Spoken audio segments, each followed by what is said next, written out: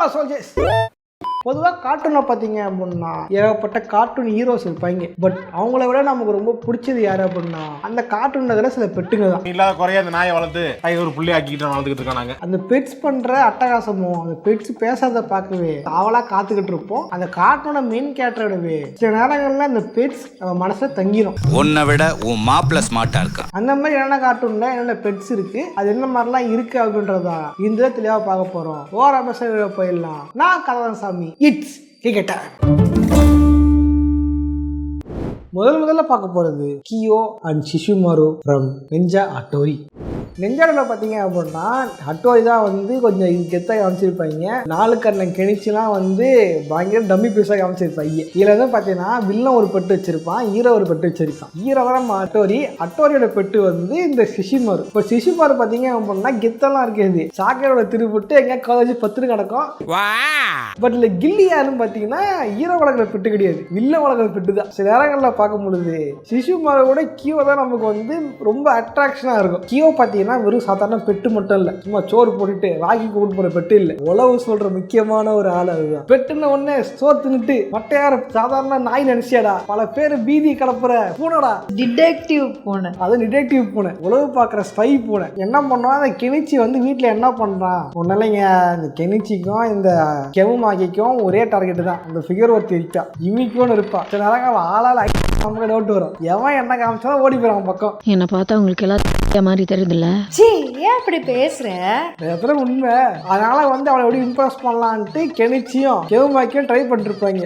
நான் யோசிப்பேன் out of topic அப்படின்னு நினைக்கிறேன். கெனிச்சி கம்பேர் பண்ணா கெவுமாக்கி எவ்வளவு நல்லது தெரியுமா? கெவுமாக்கி அவனா சிந்தனையில அவனா யோசிச்சால பார்ப்பான். இந்த கெனிச்சி தக்கு நாய்க்கு ஒரு கருமும் தெரியாது. ஹட்டோரி காலை போய் ஊந்து வாழ்றதே, அவன் காலை விழுந்து அவன் காலை கழுவி குடிக்கிறதே நாய்க்கு குழப்பா வச்சிருப்பான்.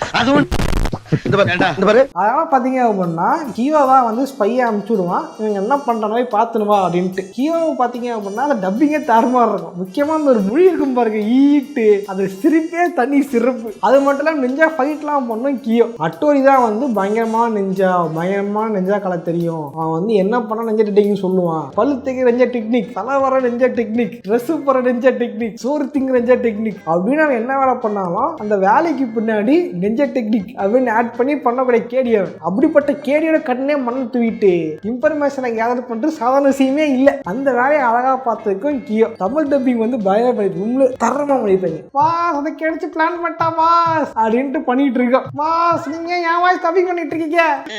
கியோ வந்து அது வீட்டு வேலை செய்யும், குக் பண்ணும், ஷாப்பிங்க்கு ஹெல்ப் பண்ணும். அது ஒரு பெட்டு, நம்ம தான் பெட்டை பார்த்துக்கணும், அந்த பெட்டு தான் கேமமாக்கி பார்த்துக்கோம். பாத்தீங்களா கியோ எந்த அளவுக்கு முக்கியமான பெட்டுன்னு பாத்தீங்களா? ஒரு உற்ற நண்பன் மாதிரி இருந்திருக்கு அந்த கியோ. ஒரு எபிசோட் சண்டை வந்துடும், பட் வந்து வெளியே போ அப்படின்னு சொல்லிடுவோம். அதுக்கப்புறம் வந்து கோச்சு அழுதினே போயிடும். சீன்லாம் பாவம் எனக்கு கண்ணீர் ரொம்ப அழுக வந்துருச்சு. எவனாவது வில்லனை பார்த்து அழுதுருக்கானா, அது வில்லனை பெட்டை பார்த்து அழுதுருக்கானா, பட் அப்படின்னா விற்பாங்க. ஏன்னா அந்த அளவுக்கு அந்த கேரக்டரோட டெப்த் அழகா இருந்திருக்கும். அந்த கேரக்டர் சூப்பரா இருந்திருக்கும். ஒரு வாட்டி சுஷிமா இருக்கும், கியோக்கு சண்டை சீன் நடக்கும். கதைப்படி கியோ தோத்துருவான், ஏன்னா வில்லோட ஆளுன்னு நமக்கு தெரியும். பட் மனசெல்லாம் கியோ ஜெயிக்க வச்சிருடா, கியோ பாவண்டா அப்படின்னு நம்ம தோண வைக்கும். கெவுமாக்கியும் கியோவும் சண்டை போட்டு திரும்ப சேரும்போது நமக்குள்ள ஒரு ஆனந்த கண்ணீரே வந்துருங்க. அந்த அளவுக்கு ஒரு பயங்கரமான பெட்டு தான் வந்து இந்த கியோ. கியோ பார்த்தீங்க அப்படின்னா அது கழுத்தில் வந்து ரெட் கலர் ஸ்கார்ஃப் ஒன்று கட்டியிருக்கும். அது வந்து அது பயங்கரமான ஐகானிக்கான ஒரு ஸ்கார்ஃப். ஒரு எபிசோட் என்ன இருக்கும், அந்த ஸ்கார்ஃப் வந்து காணாமல் போயிட்டுருக்கோம், அதை தேடுற மாதிரி காமிச்சிருப்பாங்க. அதே ஒரு பெரிய கதையாக போயிருக்கும். அந்த ஸ்கார்ஃப் அதுக்கு எந்த அளவுக்கு முக்கியம், எந்த அளவுக்கு பயங்கரமான இது அப்படின்ட்டு எமோஷனலாக கனெக்ட் ஆனது அப்படின்றத வந்து அந்த எபிசோட் சொல்லியிருப்பாங்க. ரொம்ப சூப்பராக இருக்கும், அப்படியே ஹார்ட் டச்சிங்காக இருக்கும். அடுத்தா பார்க்க போகிறது பெரிய த பிளாட்டிபஸ். இது பார்த்தீங்க அப்படின்னா ஒரு பிளாட்டிபஸ். இந்த ஷோட முதல்ல பார்க்கும்பொழுது பிளாட்டிபஸ் எப்படி இருக்கும்னே எனக்கு தெரியாது. ஏன்னா பிளாட்டிபஸ்ன்னு பிராணியை நான் கண்ணில் பார்த்ததே கிடையாது, அப்போ இன்டர்வியூமே கிடையாது. நான் பெரிய பிளாட்டிபஸ்ஸே அதோட நேம்னு நினைச்சிட்டு இருந்தேன். அப்படியா?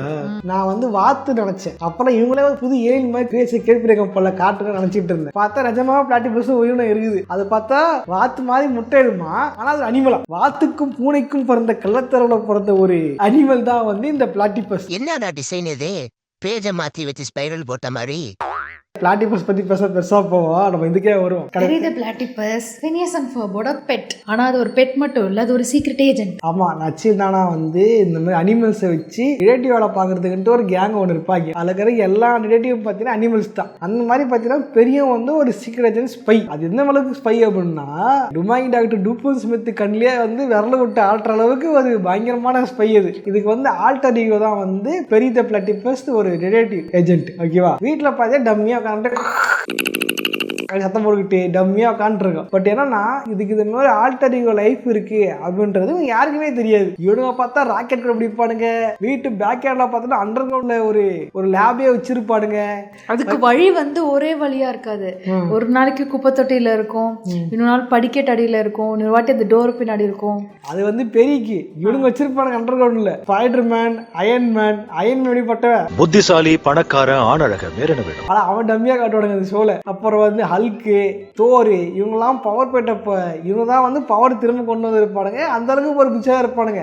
ஆனா இந்த அளவுக்கு புத்திசாலியா இருந்தா பயபுலிகளுக்கு பெரியக்கு இவ்வளவு லைஃப் இருக்குன்னு தெரியவே தெரியாது. இத்தனைக்கும் வந்து இது பெரிய ஒரு வழியில வந்துட்டு ஒரு வழியில போகுதுன்னா பரவாயில்ல, அது ஏகப்பட்ட வழி வச்சிருக்கோம். ஆமா, அது குப்பை தொட்டி உள்ள இருக்கும், படிக்கட்டு கீழே இருக்கும், அதுக்கப்புறம் டோர் பக்கத்துல இருக்கும். இந்த மாதிரி வித்தியாசமா இருக்கும். ஏன்னா ஒரே எதுனா கண்டுபிடிச்சிருவாங்க. அதெல்லாம் பயங்கர கிரியேட்டிவிட்டியா பண்ணிருப்பாங்க. அதே மாதிரி பாத்தீங்கன்னா இந்த பெரியக்கு வந்து ஒரு ஆர்ச் எனிமி இருப்பாங்க தெரியுமா? இந்த காமிக்லாம் வந்து ஆர்ச் எனிமி ஒருத்தர் இருப்பாங்க. அந்த ஹீரோவுக்கு எத்தனை வில்லன் வந்து போனாலுமே மெயின் வில்லன் வந்து ஒருத்தர் இருப்பான். அவன் தான் வந்து எல்லாருக்கும் பிடிச்சவனா இருப்பான், அழி வந்துட்டு இருப்பான். உதாரணம் சொன்னா பேட்மேனுக்கு ஜோக்கரு, ஸ்பைடர்மேனுக்கு வனம், அந்த மாதிரி வச்சுங்களேன். அந்த மாதிரி நம்ம பெரியக்கு ஒரு ஆர்ச் எனிமி தான் நம்ம டுமாங்கி டாக்டர் டூபன் ஸ்மித். ஒரு எபிசோட் என்ன ஆகும், நீ டூபன் ஸ்மித் கேஸ் பார்க்க வேண்டாம், நீ வேற ஒருத்தன் கேஸை பாருன்றாங்க. அது என்ன பார்க்குறவங்க கடுப்பா, நாடா இது டூபன் ஸ்மித் கேஸ் எடுக்கலையா அப்படின்னு நமக்கே கடுப்பா இருக்கும். அப்புறம் அதே எபிசோட்லயே வந்து அந்த புதுசாக அடிச்சு காலி பண்ணிட்டு திரும்ப இதே கேஸை ஃபாலோ பண்ணுறாங்க வச்சிருவாங்க. சூப்பராக இருக்கும் பார்க்கறதுக்கு. ஸோ இந்த அளவுக்கு பயங்கரமான ஒரு பெட்டு தான் இந்த பெரிய த பிளாட்டிபஸ்.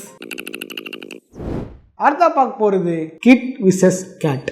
இந்த ஷோவில் பார்த்தீங்க அப்படின்னா கிட்டு வந்து ஹீரோ, கூப்பர். கேட்டுன்றது அவன் தங்கச்சி வளர்க்குற பூனை. எல்லாம் நினச்சிட்டு இருப்பாங்க சாதாரண பூனை தான் அந்த பூனை நினச்சிட்டு இருப்பாங்க. பட் ஆனால் அது சாதாரண பூனை இல்லை, அது ஒரு பயங்கரமான ஏலியன். அவன் தாண்டா இன்னைக்கு பெரிய வேலை பார்த்து விட்டு போயிட்டான். அது வந்து ஒரு ஏலியன் கிரீச்சர் தான். அது வந்து பூமியில் வந்திருக்கும், பூமியை நாசகரால பார்க்க தான் வந்திருக்கும். இவனா இப்போ பூனை நினச்சிக்கிட்டு இவன் தங்கச்சி வந்து பூனை அழகாக இருக்குது அப்படின்னு எடுத்து வளர்க்க ஆரம்பிச்சிடும்.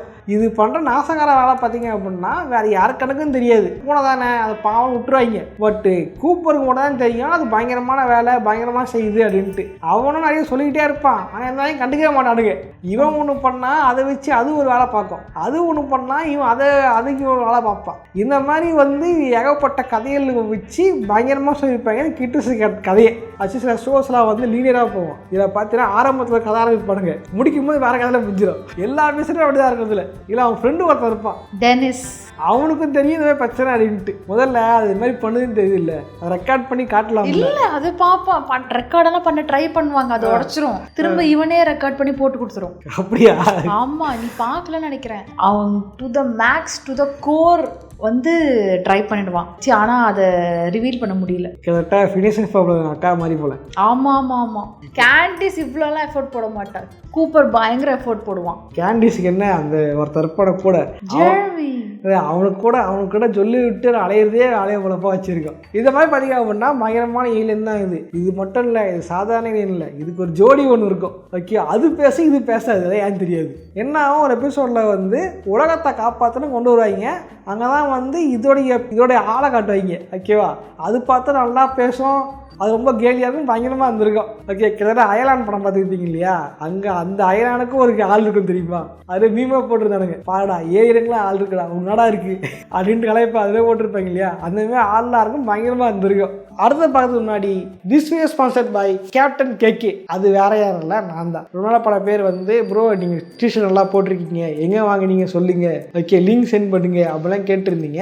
இதை வந்து நான் தான் பிரிண்ட் பண்ணிக்கிட்டு இருக்கேன். இப்போதைக்கு கம்மியாக தான் போட்டிருக்கேன். ஸோ வந்து உடனே ஆர்டர் பண்ணுங்கள், டக்குன்னு வந்து ஸ்டாக் காலியாகிறதுக்குள்ளே வாங்கிக்கிங்க. என்னோட இன்ஸ்டாகிராம் ஐடி கீழே தரேன், அதில் போயிட்டு உங்களுக்கு என்ன சைஸில் என்ன டிசைன் வேணும் அப்படின்றத கேளுங்க. அங்கே வந்து உங்களுக்கு கைட் பண்ணுவாங்க. டிஸ்கிரிப்ஷனில் ஃபஸ்ட்டு கமெண்டில் இருக்குது, மறக்காமல் செக் பண்ணுங்கள். அடுத்த பார்க்க போகிறது ஹீரோ ஃப்ரம் சின்சான். ஹீரோ பார்த்தீங்க அப்படின்னா அடிப்படையில் ஒரு சாதாரண நாய் தான். ஆனால் சின்சானை பொறுத்த வரைக்கும் ஒரு அடிமை. அதுவும் சாதா அடிமை இல்லை, கொத்து அடிமை. வீட்டில் வந்து சோறு தின்னுக்கிட்டு தூங்கிட்டு இருக்கிற நாயை தலைவன் வந்து பல விதத்தில் வந்து வேலை வாங்கிட்டு இருப்பான். சரியா சொல்லலாம், அவங்க வீட்டில் எங்கள் அம்மா வந்து கடைக்கு போக சொல்லுவாங்க. பொதுவாக எல்லா வீட்டில் அப்படி தானே. இனிதான் ஜப்டோ இன்ஸ்டாமார்ட்லாம் வந்துச்சு. அப்போலாம் வந்து நம்மளுடைய பேரண்ட்ஸுக்கு, குறிப்பாக நம்ம அம்மாக்களுக்கு ஜப்டோவாகவும் இன்ஸ்டாமார்ட்டும் வேலை பார்த்து நம்ம தான் என்ன அவன் டெலிவரி சார்ஜ் ஃப்ரீ கொடுப்பான், நம்ம வந்து 2 ரூபா சார்ஜ் பண்ணுவோம், அவ்வளோதான் வித்தியாசம். அந்த மாதிரி தலைவனை கடைக்கு போக சொன்னான். தலைவன் என்ன பண்ணியிருப்பான், ஹீரோ கிட்ட வேலையை கொடுத்துட்டு இவர் ஜாலியாக டூரிஸ்ட்டு போயிடுவார். இல்லை அப்படின்னா ஆக்ஷன் காமெடி பார்த்துட்டு இருப்பார். அது பாவம். ஆக்சுவலி கடன்காரங்களுக்கு எல்லாம் தெரியும் ஹீரோ வந்தால் கற்றுதான் என்ன தரணும் அப்படின்ட்டு. தலை எழுதி வச்சிருப்பான், காசு போட்டிருப்பான். அந்த காசை வாங்கிட்டு ஓகேவா என்ன எழுதியிருக்கோ அதை வந்து கொடுத்து அனுப்பிச்சிருவாங்க. அது பாவம் வாயில கவின்னு வந்துக்கிட்டு இருக்கும். ஹீரோ வந்து பார்த்தீங்கன்னா உண்மையிலே ஷின்சானில் ரொம்பவே வந்து பலரால் ஒரு விரும்பக்கூடிய ஒரு கேரக்டர். அது குறிப்பாக சொல்லணும்னா அந்த இதுக்கு வந்து பயங்கரமான புத்திசாலியும் கூட. ஒரு வாட்டி ஹீமாவை வந்து மேலேருந்து கீழே விடுற மாதிரி இருக்கும், அதை போய் காப்பாற்றும். நிறைய விஷயம் அதுக்கு புரியும். வீட்டுக்குள்ளே அம்மான விஷயம் வந்துச்சு அப்படின்னா அதால் ஈஸியாக சென்ஸ் பண்ண முடியும். அந்தளவுக்கு பயங்கரமான ஆள் தான் இந்த ஹீரோ. ஆக்சுவலி ஹீரோ கேரக்டர் பயங்கர ஃபேமஸ் ஆனதுனால தான் சூப்பர் ஹீரோ அப்படின்ட்டு ஒரு ஸ்பின் ஆஃப் ஒன்று எடுத்திருப்பாங்க. ஓகேவா, எத்தனை பேர் பார்த்துக்கிட்டு கமெண்ட் பண்ணுங்க. கிட்டத்தட்ட சோட்டா பீமில் அந்த மொட்டை பையன் ராஜு இருக்கான்ல, அவனுக்கு ஒரு வச்சாங்களே மைட்டி ராஜுன்ட்டு, அந்த மாதிரி வந்து சூப்பர் ஹீரோ அப்படின்னு வச்சுருப்பாங்க. அதுவும் நல்லா தான் இருக்கும். ஆக்சுவலி இது எப்படி இவங்க வீட்டுக்கு வரும் அப்படின்னா, அது வந்து ஒரு நாய் ஒன்று கொஞ்சம் குட்டி போட்டிருக்கோம். அந்த குட்டியெல்லாம் தூக்கிட்டு போயிட்டுருப்பாங்க. அந்த குட்டியோட தூக்கவே மாட்டாங்க. அப்படி இருக்கும்போது இவன் தான் அந்த நாய்க்குட்டியை தூக்கிட்டு வந்து வீட்டில் வளர்த்திருப்பான். நான் தான் உன்னை தூக்கிட்டு வந்து எங்க அம்மா கையில கொடுத்து இவனை என்ன மாதிரியே வளங்கன்னு சொல்லி சத்தியம் வாங்கிக்கிட்டேன். என்னை விட அதிகமா ஒன்னதான் செல்லமா வளர்த்தான். இந்த மாதிரி வந்து வளர்த்துருப்பாரு. பட் அது வளர்த்த பாவத்துக்கு என்னென்ன வேலைலாம் செய்ய வேண்டியது இருக்குட்டு ஹீரோவே பல வேலை கடுப்பாக இருக்கும். ஓகே சோல்ஜர்ஸ், வீடியோ பிடிச்சா லைக் பண்ணுங்கள், ப்ளஸோ ஷேர் பண்ணுங்கள். இந்த வீடியோவில் வந்து பெட்ஸை பற்றி பார்த்தோம் இல்லையா, இதுவுமே ஏகப்பட்ட பெட்ஸ் இருக்குது. இந்த வீடியோ நல்லா போச்சு அப்படின்னா கண்டிப்பாக இதுக்கு பார்ட் 2 போடுறேன். விட்டு போனதும் சொல்கிறேன். இன்றைக்கி பார்த்த பெட்ஸில் எந்த பெட் ரொம்ப பிடிச்சிருந்துச்சி, எந்த ஷோவில் இந்த எபிசோட் நல்லா இருந்துச்சு அப்படின்ற உங்களுடைய அனுபவங்களை கமெண்ட்ஸில் கமெண்ட் பண்ணுங்கள். நானும் படி தெரிஞ்சுக்கிறேன். எனக்கு ஷீரோவும் பிளாட்டிபஸும். ஷீரோவும் பிளாட்டிபஸுமா? எனக்கு இப்போ நீங்களும் ஷீரோவும் பிடிக்கும், பிளாட்டிபஸ் பிடிக்கும். முக்கியமாக கியோ ரொம்ப பிடிக்கும், திருட்டு போன கியோ. இந்த மாதிரி வேறு பெட்ஸ் இருந்துச்சுன்னா கமெண்ட்ஸ் கமெண்ட் பண்ணுங்கள். பார்ட் 2 போடும் போது அதை அட்டாச் பண்ணிடுறேன். ஓகே சோல்ஜர்ஸ், இதே மாதிரியான இன்னொரு சுவாரஸ்யமான வீடியோவில் சந்திக்கிறேன். Okay bye.